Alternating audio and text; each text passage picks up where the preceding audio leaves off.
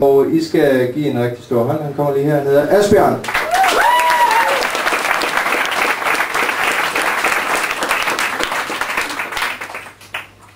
Kommer du tit her? Hun gad ikke engang at kigge på mig. Og jeg tænkte, det er sgu nok ikke det, man siger til en kvinde. På en bar i Skagen. Skagen Fiskeribodega på havnen. Men jeg nåede ikke at tænke så meget mere, for pludselig så lød der et brøl. Klapper der nogen? Jeg tænker, hvad fanden er det, manden siger? Og lynhurtigt fandt jeg ud af, at han siger, jeg klapper der nogen.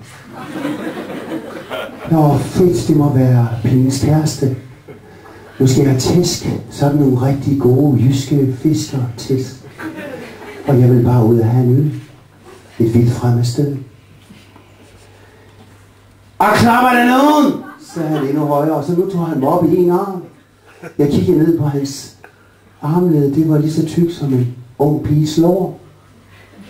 Han var kæmpe stor og stank af fisk og øl, og han løftede mig nu op, og så sagde han det en gang til. Jeg klapper der sgu nogen nu.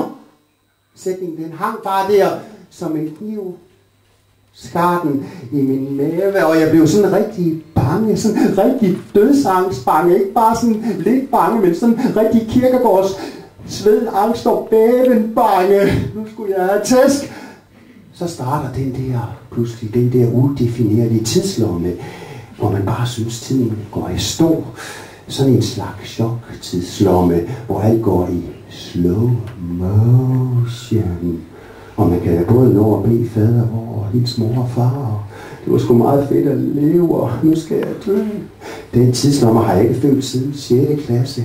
Dengang, da Michael Jensen i det lange spisefælde sendte en seddel over på mit bord, hvor der stod, jeg smadrer dig i det lange spisefælde, så er jeg ikke så lang tid til at smadre dig.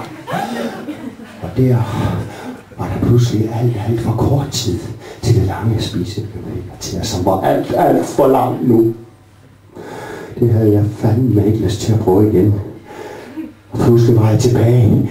Og knapper den ud! Nu råbte han rigtig højt. Du ligner en bøs, hvor jeg tænkte, gud, er vi allerede der nu?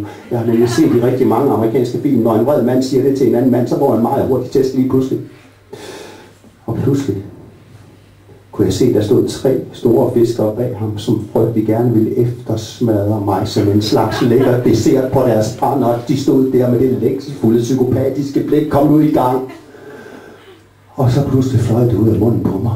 Det er sgu da Michael Jensen, er det? Og han slap mig. Hvor fanden ved du det fra?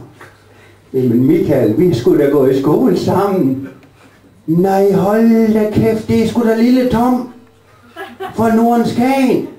Drenge, lille Tom er kommet tilbage fra København. Kan I ikke kende ham for helvede? Vi giver sgu en bajer. Velkommen hjem. Aldrig har en halvtør lunken albani smagt så godt.